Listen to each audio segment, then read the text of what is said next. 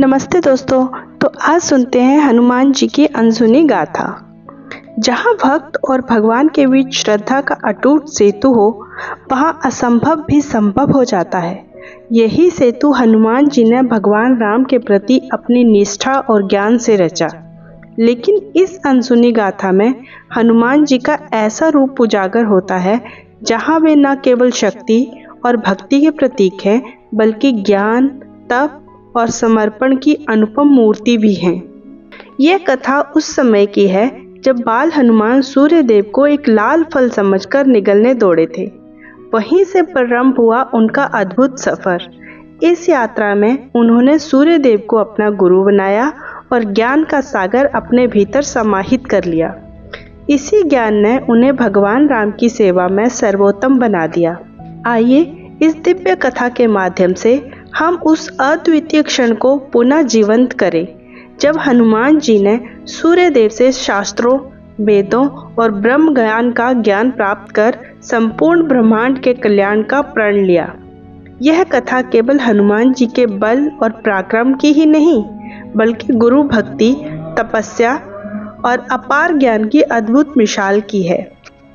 भगवान हनुमान जी, जिन्हें संकट मोचन वीर बजरंगबली और पवन पुत्र के नाम से जाना जाता है, अनंत शक्तियों और अद्भुत लीलाओं से परिपूर्ण हैं। हालांकि उनकी राम भक्ति और लंका दहन की कथाएं हर किसी को ज्ञात हैं, लेकिन आज हम आपको हनुमान जी की एक ऐसी अनसुनी कहानी सुनाने जा रहे हैं जिसमें उन्होंने सूर्य देव को अपना गुरु बनाया और ज्ञान का भंडार प्राप्त किया। हनुमान जी का जन्म वानर राज केसरी और माता अंजना के घर हुआ। वे स्वयं भगवान शिव के 11वें रुद्र अवतार थे। बालपन से ही उनमें अद्भुत शक्तियां थी। वे बचपन में बहुत ही चंचल और जिज्ञासु स्वभाव के थे। एक दिन हनुमान जी ने आकाश में चमकते हुए सूर्य देव को देखा और उन्हें एक सुंदर लाल फल समझकर खाने के लिए उड़ान भर ली। वे बेग से आकाश में सूर्य देव की ओर बढ़े और कुछ ही समय में सूर्य के पास जा पहुंचे। सूर्य देव ने हनुमान जी की इस बाल चेष्टा को देखा और मुस्कुराए। उन्होंने हनुमान जी को रोका और कहा, बस तुम कौन हो और इस तरह सूर्य लोक में क्यों चले आए? हनुमान जी ने हाथ जोड़कर उत्तर दिया, हे प्रभु, मुझे ये लाल फल बहुत आकर्षक लगा, मैं इसे खाने आया हूँ। सूर्य देव ने उनकी सरलता पर प्रसन्न होकर आशीर्वाद दिया और कहा, बस तुम कोई साधारण बालक नहीं हो, तुम्हारी शक्तियाँ और तेज से मैं परिचित हूँ।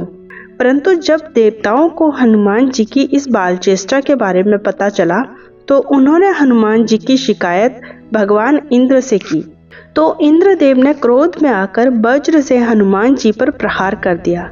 इससे हनुमान जी मूर्छित हो गए और उनके पिता वायुदेव अत्यंत क्रोधित हो उठे। वायुदेव ने पृथ्वी पर वायु का प्रवाह रोक दिया। तब देवताओं ने भयभीत होकर ब्रह्मा जी से विनती की और ब्रह्मा जी ने हनुमान जी को चेतना में लाया।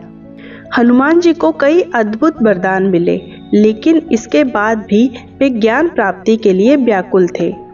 युवावस्था में हनुमान जी ने सोचा कि उनकी अपार शक्ति के साथ यदि ज्ञान का समावेश हो जाए तो वे विश्व के कल्याण के लिए अधिक सक्षम बन सकते हैं। उन्होंने इस बारे में वानर राज केसरी से चर्चा की।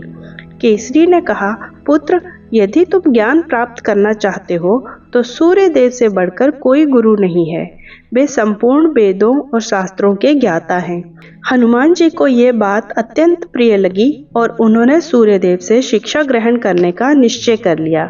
हनुमान जी ने सूर्य देव के समक्ष उपस्थित होकर विनम्रता से कहा, हे दिवाकर, मैं आपसे विनती करता हूँ कि मुझे शास्त्रों, वेदों और ब्रह्म ज्ञान की शिक्षा दें। सूर्य देव ने हनुमान जी को देखकर प्रसन्नता तो जताई, लेकिन बोले, वत्स, मेरे रथ की गति कभी नहीं रुकती। मैं लगातार आकाश में भ्रमण करता रहता हूँ। तुम्हें मुझसे शिक्षा लेना कठिन होगा। हनुमान जी ने उत्तर दिया, हे प्रभु, आप चाहें जिस गति से चलें, मैं आपके सामने चलकर ही ज्ञान प्राप्त करूंगा। मैं आपके रथ के साथ साथ चलता रहूंगा और आपकी वाणी का आत्मसात करूंगा। सूर्यदेव ने हनुमान जी की इस भक्ति और दृढ़ संकल्प को देखकर उन्हें शिष्य रूप में स्वीकार कर लिया। हनुमान जी ने सूर्यदेव के रथ के साथ साथ चलते हुए वेद, उपनिषद, ब्रह्म ज्ञान, नीति, व्याकरण और सभी शास्त्रों का अध्ययन करना आरंभ किया। सूर्यदेव ने उन्हें मंत्र विज्ञान, तंत्र, ज्योतिष और विविध सिद्धियों का भी ज्ञान प्रदान किया। हनुमान जी ने अत्यंत श्रद्धा और समर्पण के साथ ये कठिन साधना पूरी की। वे सूरज के तेज से लगातार जलते रहे, लेकिन उनकी साधना में कोई बाधा नहीं आई। जब हनुमान जी की शिक्षा पूर्ण हो गई तो उन्होंने सूर्यदेव से विनम्रता पूर्वक कहा, हे गुरुदेव, अब मेरी शिक्षा पूरी हो चुकी है। मेरी प्रार्थना है कि आप मुझसे गुरु दक्षिणा लें। इस पर सूर्यदेव ने कहा, बस तुमने जिस कठिन तपस्या से शिक्षा प्राप्त की है वही मेरी गुरु दक्षिणा है। मुझे किसी और वस्तु की आवश्यकता नहीं। लेकिन हनुमान जी ने फिर भी आग्रह किया तो सूर्यदेव ने कहा, यदि तुम मुझे गुरु दक्षिणा देना ही चाहते हो तो अपने ज्ञान और शक्ति का उपयोग सदा धर्म और सत्य के मार्ग पर चलने वालों की रक्षा के लिए करना। हनुमान जी ने सिर झुकाकर कहा, गुरुदेव, आपकी आज्ञा का सदैव पालन करूंगा। सूर्यदेव ने हनुमान जी को आशीर्वाद दिया, हे पवनपुत्र, तुम्हारी बुद्धि सदैव चपल, तुम्हारा बल असीम और तुम्हारा धैर्य अद्वितीय रहेगा। संसार में जब भी धर्म पर संकट आएगा तुम अपने बल और ज्ञान से उसे सुदृढ़ करोगे।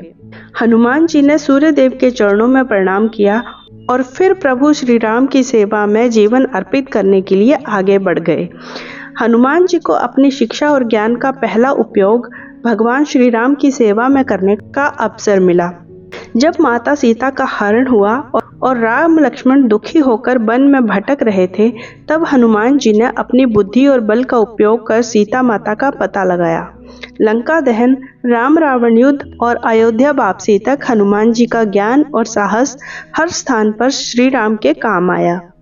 हनुमान जी की ये अनसुनी कहानी हमें ये सिखाती है कि सच्चे ज्ञान की प्राप्ति के लिए श्रद्धा, समर्पण और दृढ़ इच्छा शक्ति आवश्यक होती है। हनुमान जी ने यह भी सिद्ध किया है कि गुरु का स्थान सर्वोपरि होता है और सच्चे शिष्य को अपने गुरु के प्रति पूर्ण समर्पण और श्रद्धा रखनी चाहिए। हनुमान जी का ज्ञान, बल और भक्ति आज भी हम सभी को जीवन में धर्म, साहस और सच्चाई के मार्ग पर चलने की प्रेरणा देता है। जय बजरंगबली, जय हनुमान। तो दोस्तों, आशा करती हूँ आपको ये कहानी अच्छी लगी होगी। अगर अच्छी लगी हो तो लाइक और शेयर जरूर से करिएगा और चैनल को सब्सक्राइब कर लीजिएगा। धन्यवाद।